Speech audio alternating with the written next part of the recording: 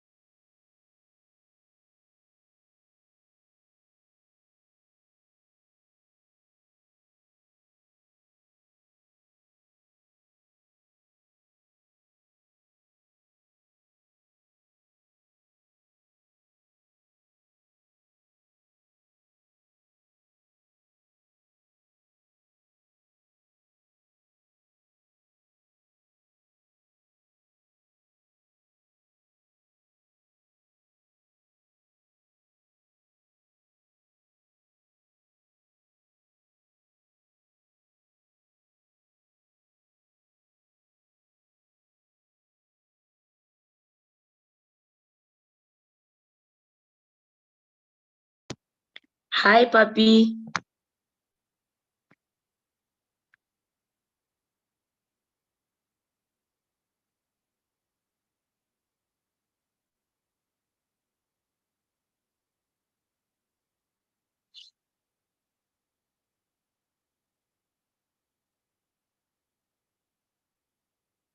Papi.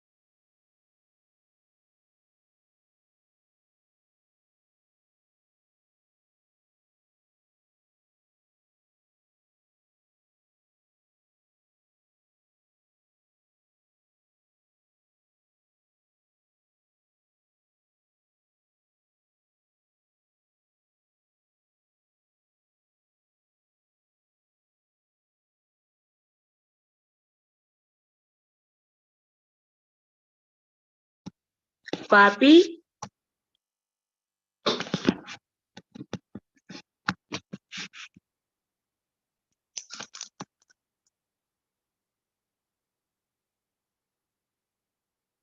You have no sound. You have not connected your audio. So if you're talking, then I can't hear you.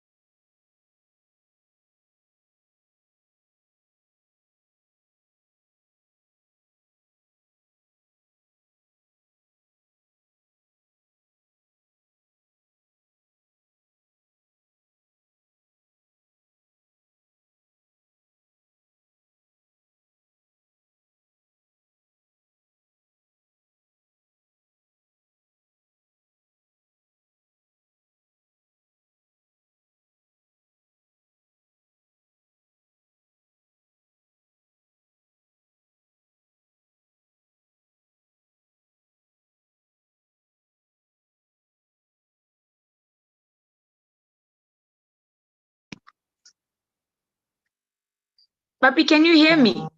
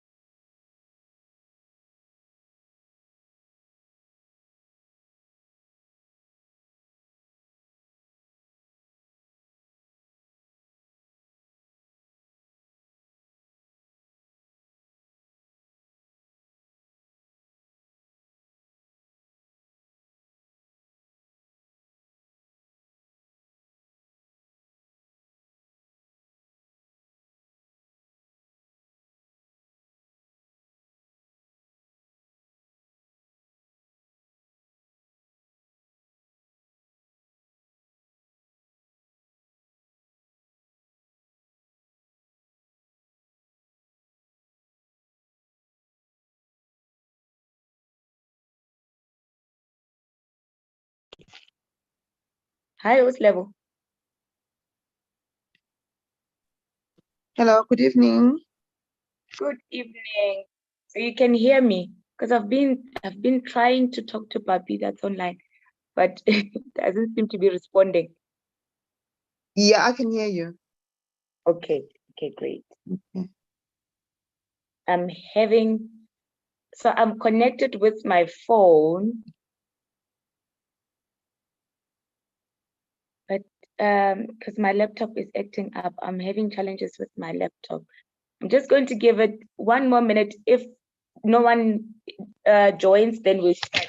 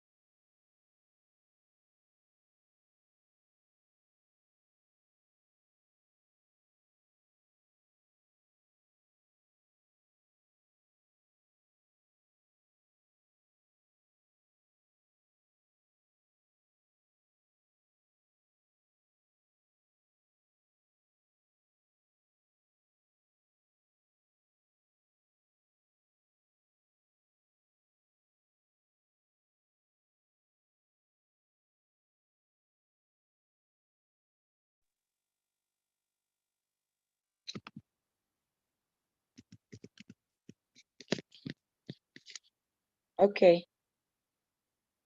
Oslebo, Hello, Muneko, yes? just give me just a minute to get my tech right. I've been struggling for 30 minutes now. Okay.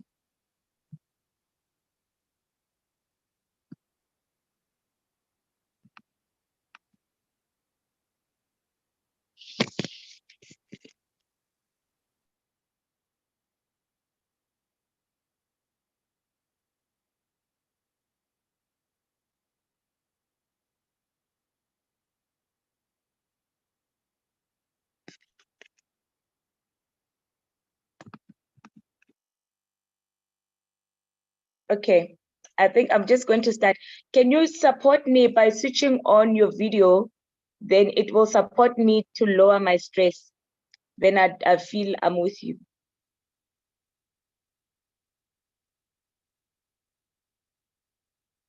Thank you. Thanks. Why are you laughing, Muneko? You like my look? No, it's not even about your look. It's about the situation that I'm dealing with right now. You know, tech, you can test everything, even sharp. And when it comes to the time that you need it, it just decides I am not coming. Yeah, I know. Yeah.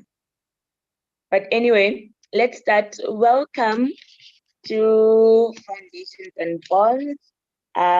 Tonight, we're going to be chatting about the viral video, the video that went viral online with teenagers at school and using not alcohol, but drugs, smoking weed. So I just want to check that we are online and streaming.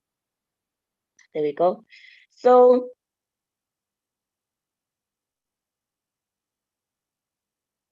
So I've been observing the conversation on social media, the different platforms and the news channels, and there's quite a number of common comments around the topic, and I just wanted us to go into it, and I also, just from my side, I'll be sharing my take on it, just going a little bit deeper, just not being simplistic, coming from it's teenage stage. So these are the comments that I've been seeing. It's just teenage stage, some teenagers, it's a path in the journey that they just have to go through. And for some people, the parents are blamed to say, no, they must be distressed children from distressed families, no parent involvement, and all of those things. And before I start, I just want to hear from you that's online in terms of what's your take on it. When you were looking at that video, what came for you?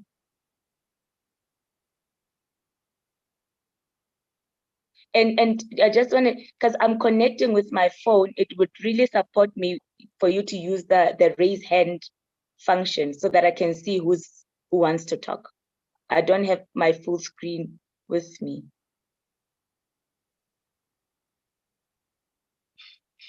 Oslebu, what's your take on it? What is your thought about it?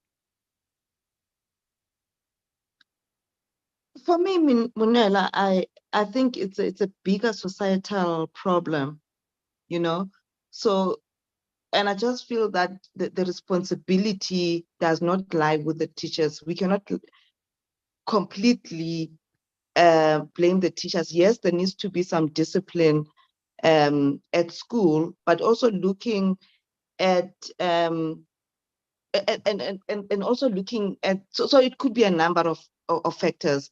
So, and I think also what one needs to consider is the reason why the child goes into that sort of thing. But I think basically it's a bigger societal problem. It's just not by it's not only a problem from the home or from the school. So it's a much broader problem. Definitely, I agree with you. The much broader problem. I was looking at some stats that were shared from research to say South Africa has actually got the highest number of drug abuse addictions in the world. It's one of the highest in the world in terms of drug abuse and addiction. Yes, Kharel, I see your hand is up. Hello, everyone. Thanks for this topic, Mpula. I think we've got and we shared this earlier, Manelo, a little bit to say, when we were growing up, and I agree with Saslevo about the societal problems and even leadership and how we put in place. When we were growing up, the fear was put into us as teenagers, even as just first years of university, about the use of drugs in general, right? And I find that these days, and because specifically such that you've legalized the use of marijuana now in the household, it's more accessible for these kids because people are just doing it now. It's no more the police will catch you and so the adults are doing it. So we've created accessibility so easily. But I just worry because looking at that particular video, I was quite amazed that there are so many of them doing it, because back in the day, there will be 3 or 4 boys behind the school, or some girls, I'm not being gender specific here, and we'll know that that's the naughty corner. But now there's no more naughty corner because it just looks like, there were so many of them. It was what was puzzling me. I'm like, is everybody doing this? And also I'm afraid for being stereotyped, but to see so many young girls doing it is even more concerning, because you can imagine that once people are in a state of being drugged or whatever, what can potentially happen, rape, harassment, and all those things. So it is quite a scary picture that you're seeing, because we're not really policing or creating environments to say drugs are wrong. We used to have plays or see movies where they showed the effect of drugs in our face and it scared us. So it's a problem. And there's a belonging and peer pressure to be the cool kid. So to be the cool kid these days is about doing that, not because you are just we are papa and you're popular, you do sports, like before that. It looks like this is the popular thing to do. So those kids who generally would not do it may find themselves also being roped in to be seen as cool, even though they just want to go to school and study. Thanks. That's just my few points. Yeah. Yeah, I totally agree with you. That's one of the things that I also, when I saw the video, I was like, okay, first of all, what happened to discipline outside the school? What happened to the prefect system? Because with the prefect system, they help the teachers to keep the grounds disciplined. And like you say, I like that, those are exactly that what came to me. So many of them on the school ground, not and we're not saying that it's okay for them to do it outside school, but for them, that number to do it, and they're not even afraid. For me, it was also a symptom of something else that's happening in the schools. So I just want to hear from somebody else.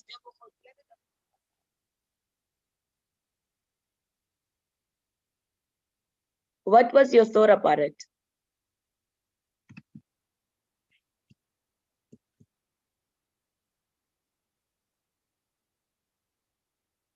Okay, Deborah is not responding. But hello. Yes, hi Deborah. Good evening, ladies. How are you? We well, thank you. Good.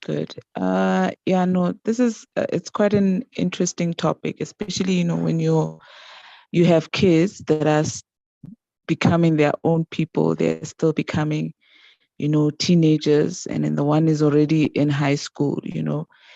It gets you worried because it's like sometimes you think that you know your kids, but then when they go out there into the world, they're being they actually meet the real world. And then I ask myself, maybe perhaps as parent, are we preparing our kids for that world? Because our kids, they're only special when they're in our house. The minute when they leave that gate, they become part of this world where they meet with people who are from different backgrounds, different upbringings, personalities, character. There's a huge diversity that is going in there.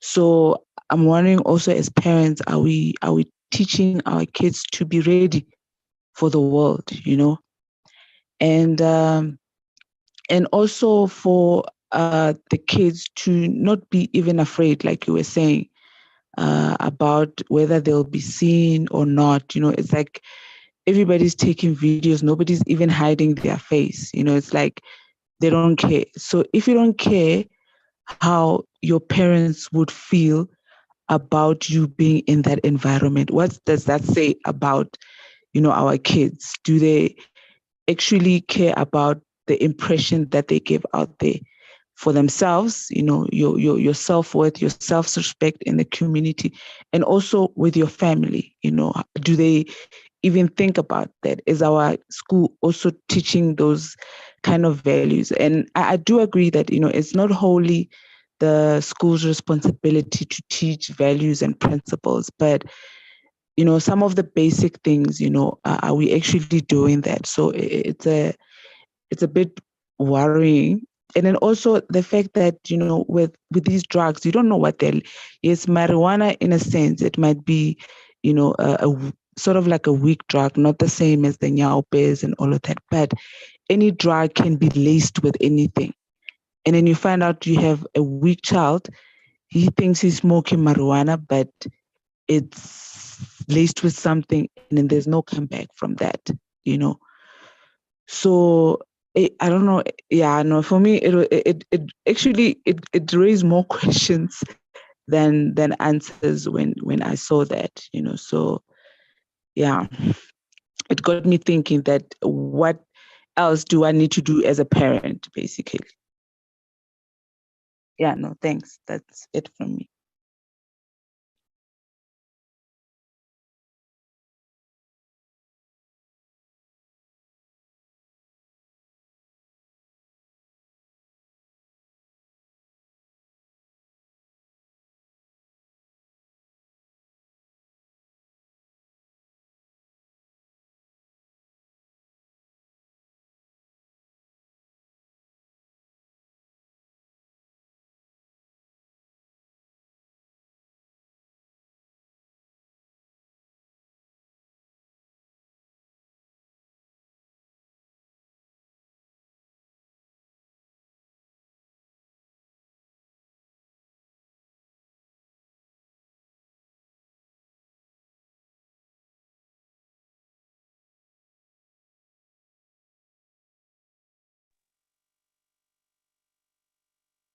Monielo, we can't hear you.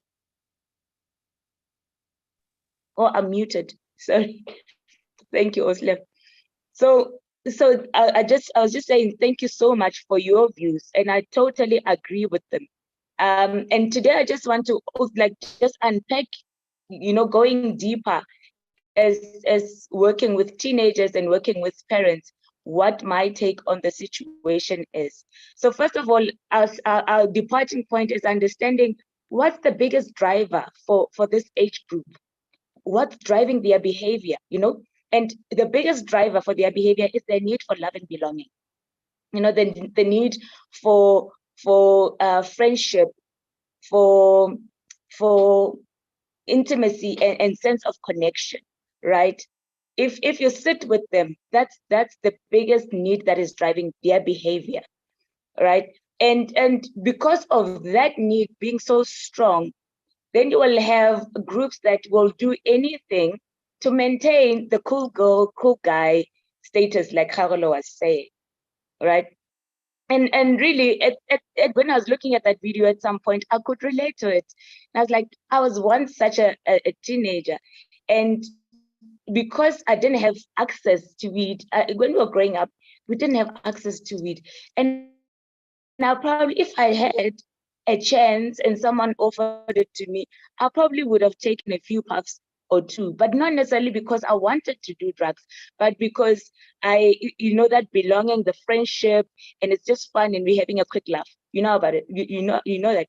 So there is that aspect, but that, like you said, the danger of it is you will never know when it will stop. You might just start, it's a few puffs and we're laughing about it and we're just being kids, but you will never know when you get into the addiction, part of it.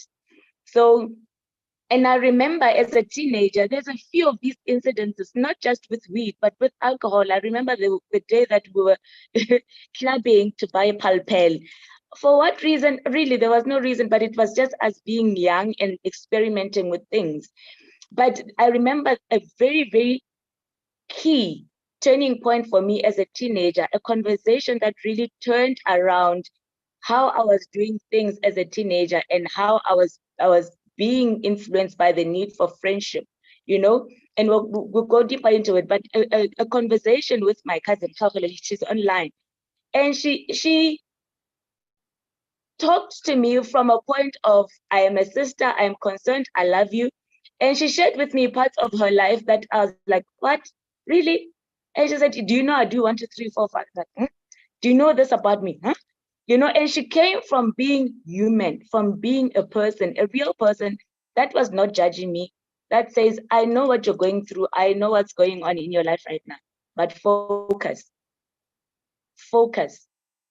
And that was a turning point for me as a young person, just trying out things and experimenting.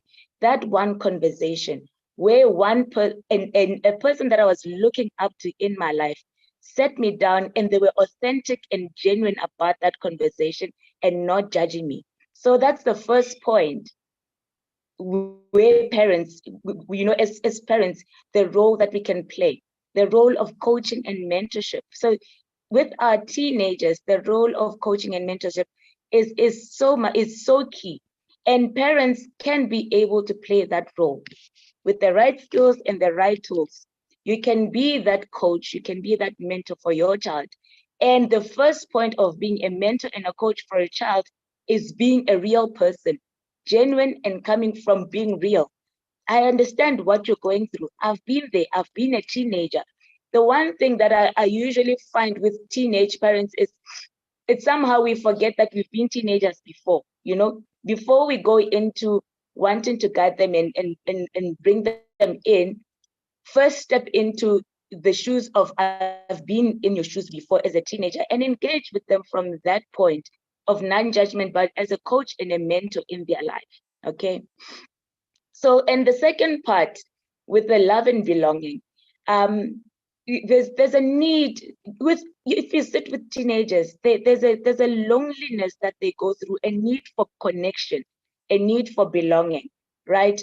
And they will do all these, they will engage in all these activities and all these habits for the maintenance, to maintain those belongings and connections. This is where I am. I mean, right now, all the teenagers, if you talk to them, who do you go to when you need to talk about stuff that are worrying you? Almost all of them would say, I go to my peers, or I just keep it to myself. They hardly ever say, I go to an adult in the house, right? And if they do go to the adult in the house, they go to the mother. So to the fathers that are online, there is a huge, there is a gap that fathers are creating in how they are being in their relationship with their children, that they are not accessible for their own children when they are needed. So they're not seen as the go-to person when their children have anything to, they need someone to talk to, right? So that on its own is creating a gap for us, or a problem for us as parents, that it's peer-to-peer conversations that they're having, peer-to-peer advice that they're having, right? And we miss an opportunity to come from a mentor and coaching point of view as parents in their lives, coming from our experience as well. So that's the second part, the connection and belonging, and having someone to talk to. I'm joining with teenagers, they all say, I just want someone that I can talk to. I don't have anyone that I can talk to about what I'm thinking and feeling, right? So we need, as parents, we need to open up our channels, or open up and give space, create a safe space for our children to be able to come and talk to us about what they're genuinely thinking and feeling, without feeling that they will be judged or lectured on. Remember the conversation that I said turned around my life as a teenager with Gaugel? It was a conversation where she was seeing me as me, and coming from my potential to say, this is the potential that you have in life. This is what you can achieve.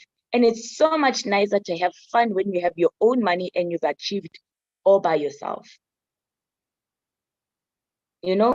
So in how we engage with them, and we create that disconnection, because they're feeling, no, I can't honestly be myself because I'll be lectured on. Right now, I don't want to be lectured on. I just want someone to just give me an ear, to just listen to what I'm feeling and thinking.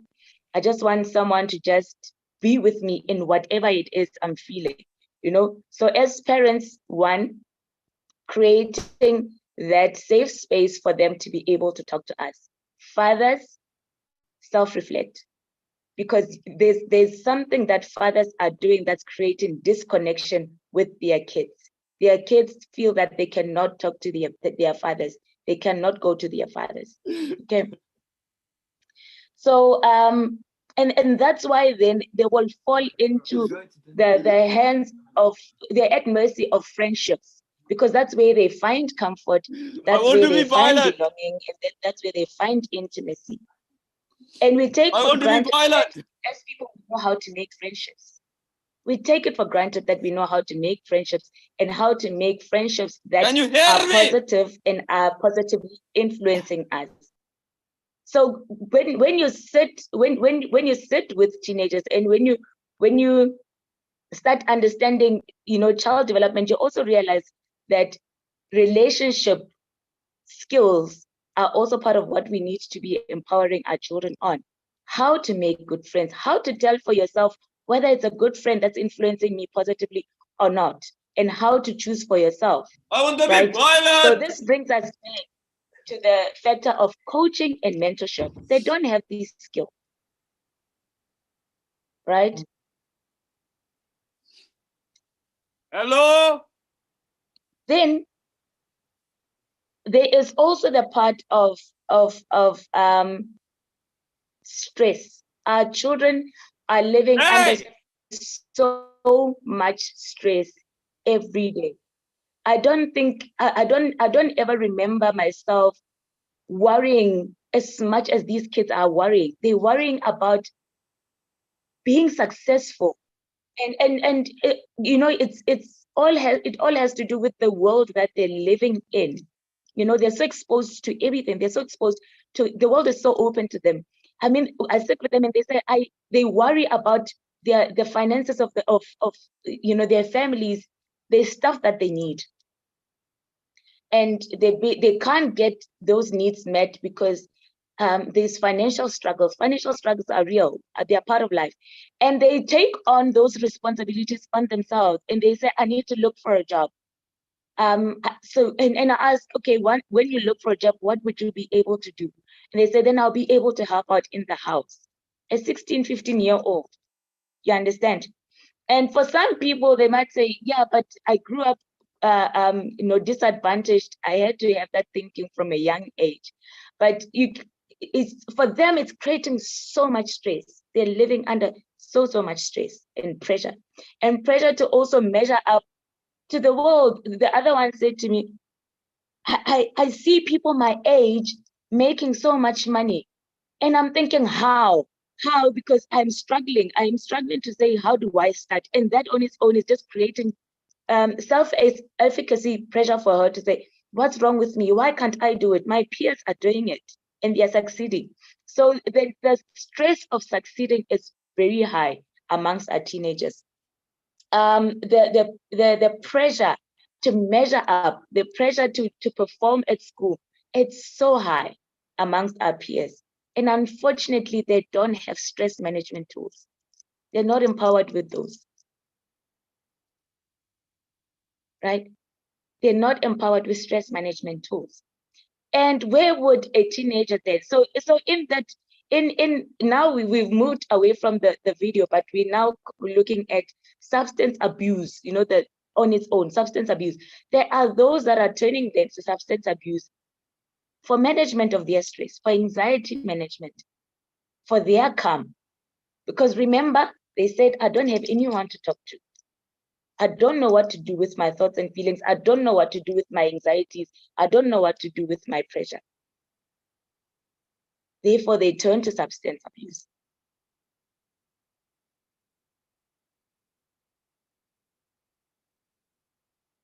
So, but if you look at all of this, if we take this under one umbrella, you will realize that the root need actually for our kids, is a sense of self-esteem, a sense of self-love, of acceptance, of recognition, of self-efficacy.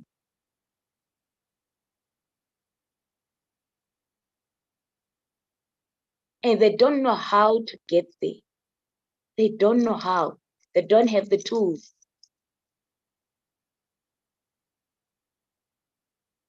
They don't have the tools. They don't know how. So, what can be done? What can be done? Unfortunately, much of the solutions lie at home. They come back to home. It all has to start at home. So the first point is, as parents, to learn how to tune into our children. Learn how to tune into our children and connect with them at all levels, holistically connect with our children from a physical, emotional, and mental level. Create connections with them and relationships, close relationships with them. And while we're talking about creating close relationships, the one thing that I've noticed limit us as parents in creating close connected relationships with our kids is because we are so protecting the label of being parent and being respected. Our position as parents. I don't want to make friends with children. I don't negotiate with children. I don't do this with children. I am parent. And we don't realize the disconnection that we are creating between ourselves and our children. And we don't realize the disadvantage or the limitations that then we bring in their development, in their growing up. So as parents, we need to learn skills and tools that will support us to create connected relationships without feeling that we are compromising our need to be respected. So we need to learn how to set boundaries rather than creating space.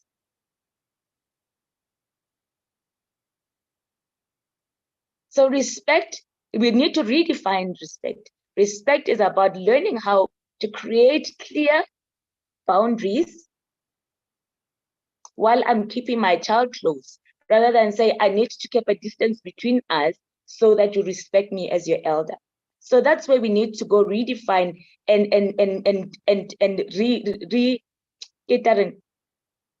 realign ourselves, right? That's the first part. So that we can step in as coaches and mentors for our children. And it can be done with the right skills, with the right tools.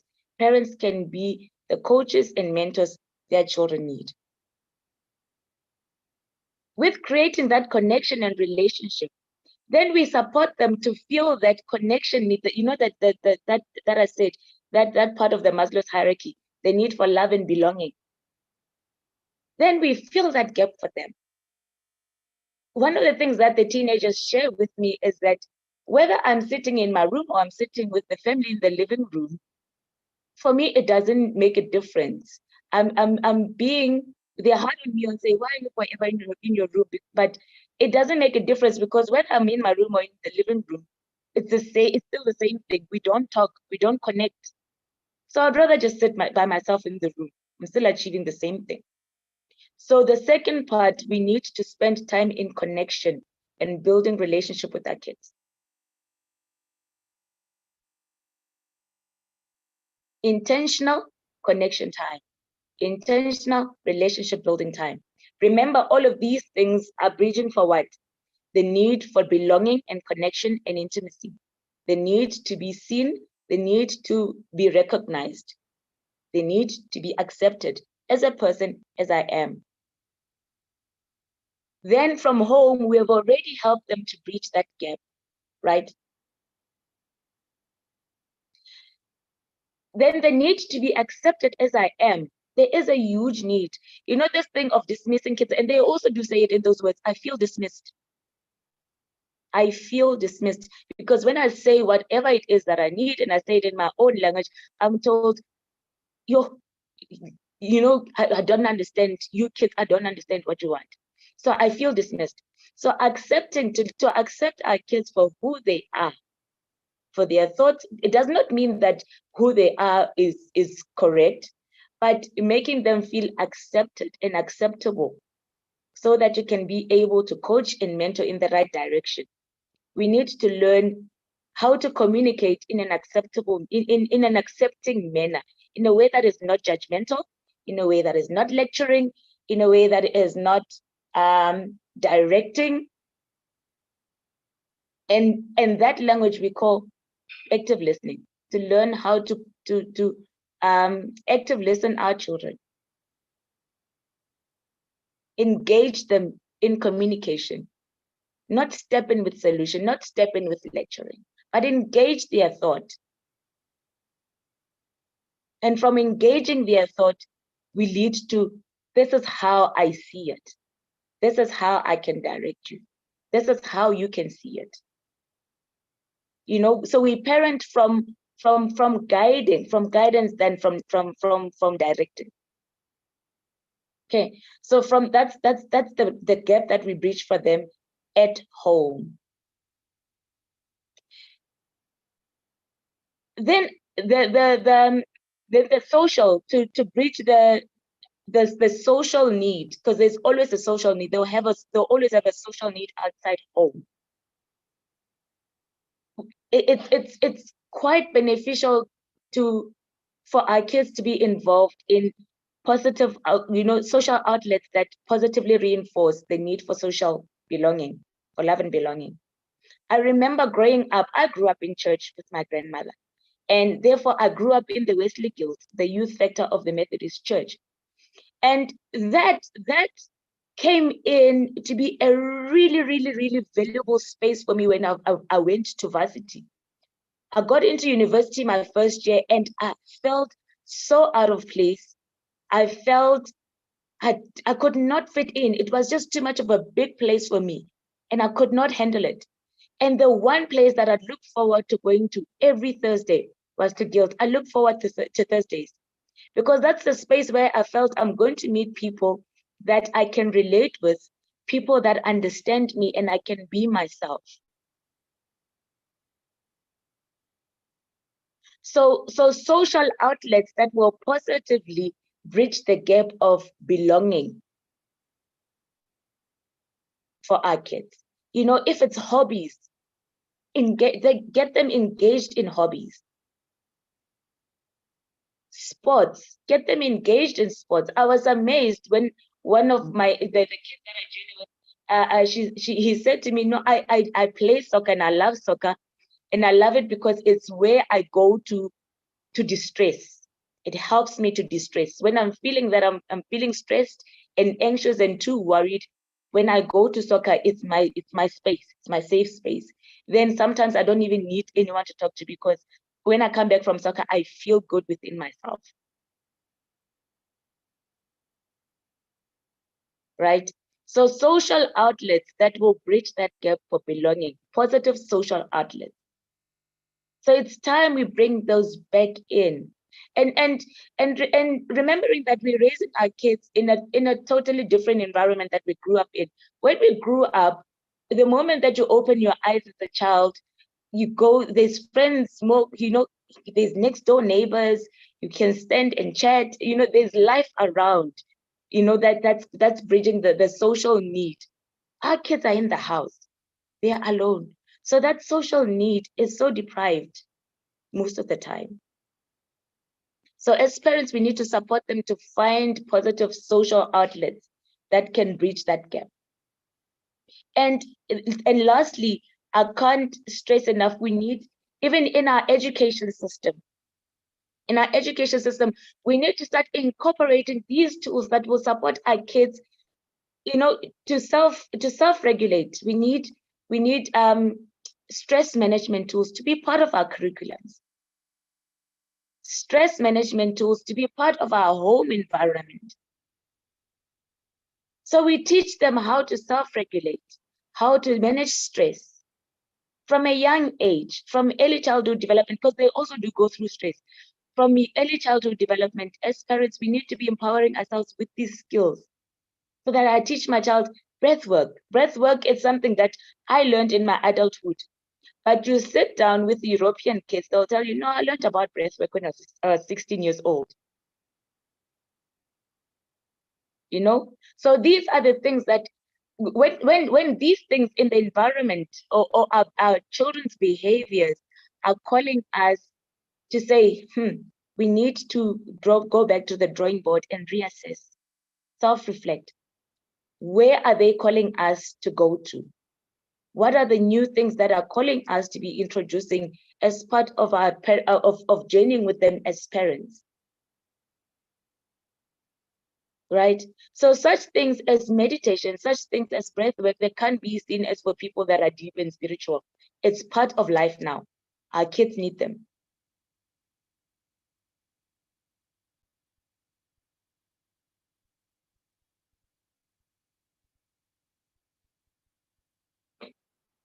So I just want to check, what could I be missing?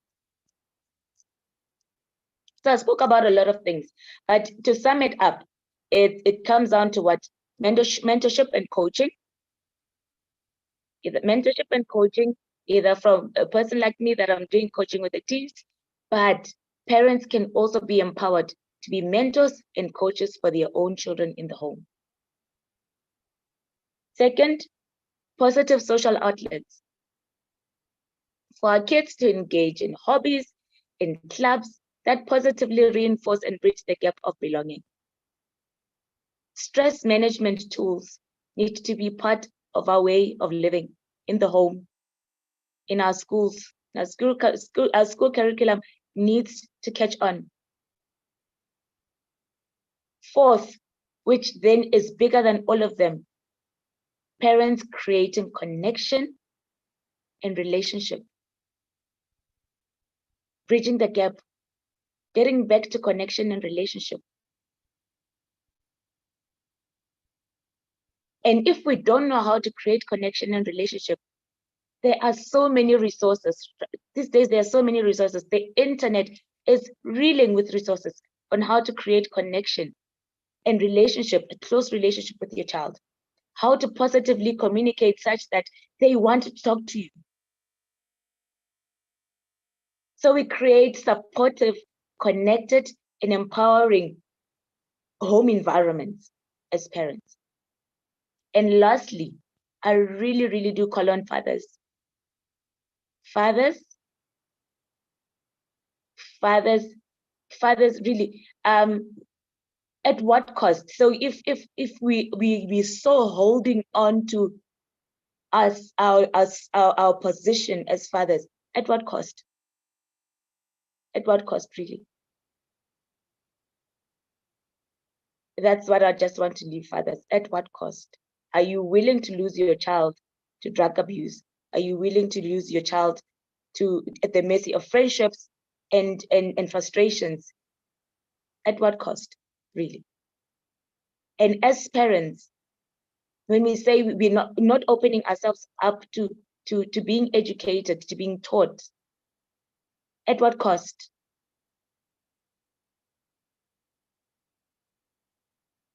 Kgaugelo, I saw your hand up.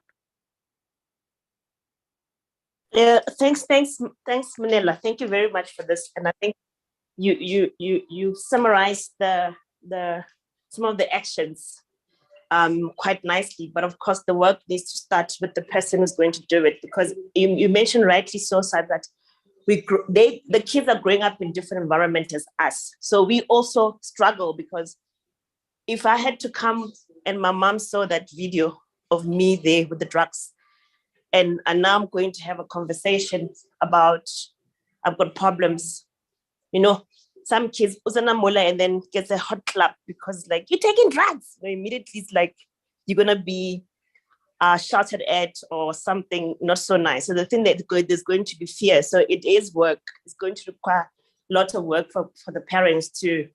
And it's going to be emotional and tough, right? You then also mentioned, the last thing I want to just highlight, because I also don't want to take the floor too much, is the issue around fathers. Now, I think I can understand that women usually do the work even for themselves. If you look at suicide rates and everything, the stories that are happening with some of our celebrities, the males especially, in terms of speaking silently, they themselves are struggling to get help for themselves with the stress that they are facing. So they need to start the work on themselves first, to be able to see that even some of the things are becoming unconsciously toxic because of just yourself it's not okay, and you're not doing the work to at least just manage things and don't leave it just to the woman. So I think there's also a call there to, it's bigger than them. It affects the kids as well. So I think that one is going to be a bit more challenging than not, because it starts with the person to be able to appreciate what coaching is, what mentorship is. When you have somebody say, I know what the therapist is going to tell me, with that, no, I'm not going to go because I know what a therapist is going to tell me. They're not going to tell me something I don't know. It becomes a problem. So to then expect them to start getting into emotional attention of a child without them having not done the work is a challenge. Thanks. Yeah. Thank you so much. Is there anyone that wants to add before we wrap up?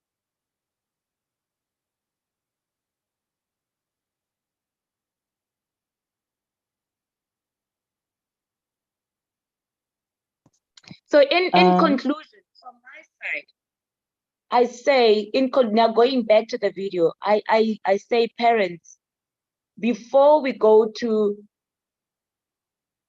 slapping our kids, like Kgaugelo was saying, the first thing that the child would getting home is that slap. Before we go into shouting at the child, let's step back. Let's step back and look through all these lenses that I've shared with you, the different lens of what it is, or why, and the starting point is being curious about the behavior. What's happening for my child? Because behavior is communication. They talk through behavior. So ask yourself first, what is happening for my child? And with the right tools and skills, you would be able to talk to your child in a mentor way or coach way, such that you will be able to get to the root cause of what's driving your child's behavior. So which one are you when you're in substance abuse? Are you the cool kid or cool boy? Cool girl or cool boy? Are you maintaining cool kid and cool boy? Right? Are you clinging on to social spaces so much because there is so much of it? There's a void inside of you. There's a void inside of you to belong that is not being met for by the right people that should be filling that void of belonging. Because the void of belonging should be filled from home. So which child are you? The one that is a cool kid, the one that is in these circles to fill a void, the one that is in these circles to run away from the stress and anxiety of life that they're going through, and they don't know what to do about it. Right? So those are the three. The one that is distressed, the one that is longing for connection and love and intimacy, and they look to friends, and the cool kid. So as parents, we need to look through those lenses and say, what's my child's behavior telling me? And let's go, parents, and educate ourselves. Let's attend courses. Let's read books. Let's learn new skills. That's what our kids are calling us to. Learn new skills of communication, of engaging. But most of all, what our kids say to us, what they tell me as a coach is, I just want someone to talk to. I want to learn how to handle my own emotions. I want to learn how to be happy by myself. There's one child that said, I struggle how to get to my own happiness. They want to learn how to be happy. And they just want their needs to be met. So parenting is not just about functionality, about whether they ate, they went to school, they are asleep, and they must be grateful. Parenting is holistic. It's mental, emotional, and physical. Let's parent from curiosity. What's happening for my child? What's my child's behavior saying to me? Thank you. Thank you for joining me. It was great sharing the space with you, and I look forward to seeing you on further topics. As I was preparing for today, I'm thinking I'm going to invite you again to a topic that says, why don't they talk to us? Really, let's go into it. Why wouldn't they talk to us? And I'll share with you why they are not talking to us and the skills that we could learn for them to feel open and safe to talk to us. Thank you.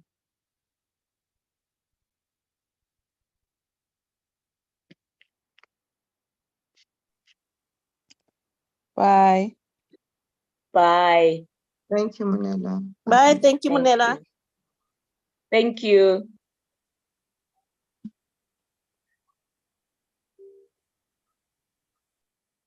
Okay, we can't say anything.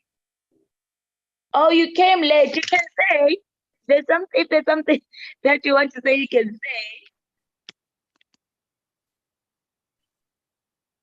Who's that? Hello. Hello. Oh, yes, Lavi, you can. I did say, is there anyone that wants to say anything? Yeah, you can share. I have not just yet closed the room. You can share. There's still. Yes, you can share, Lavi. I'm not Lavi. Hey? I'm not Lavi. Okay, you go can on. People have closed. Okay, no, it's okay. No, there's still 3 people online. You can share.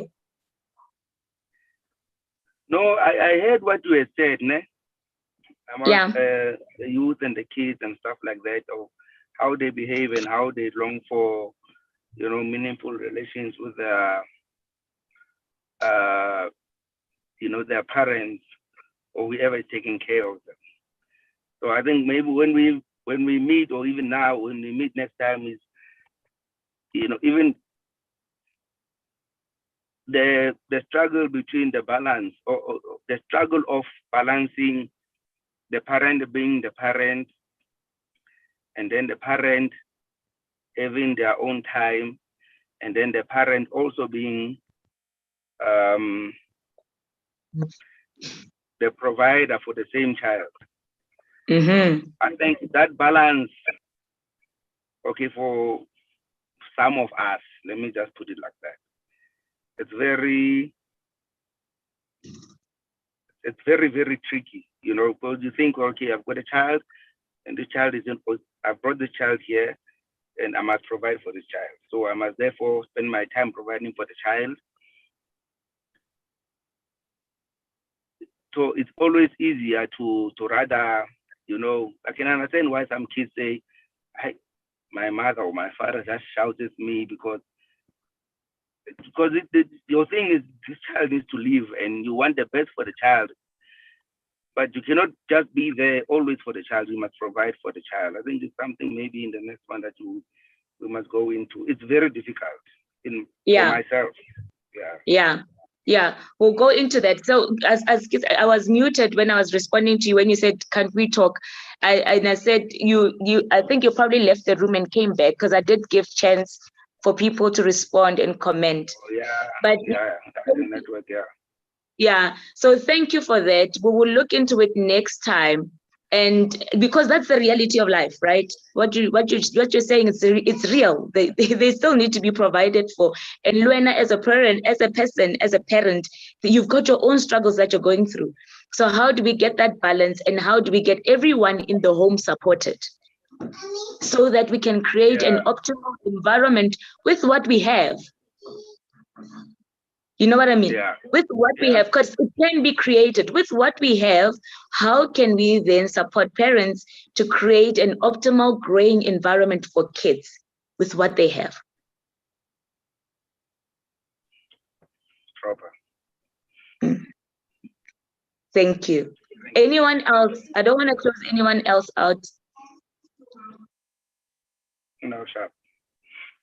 Right. Okay. Thank you. Thank you for joining.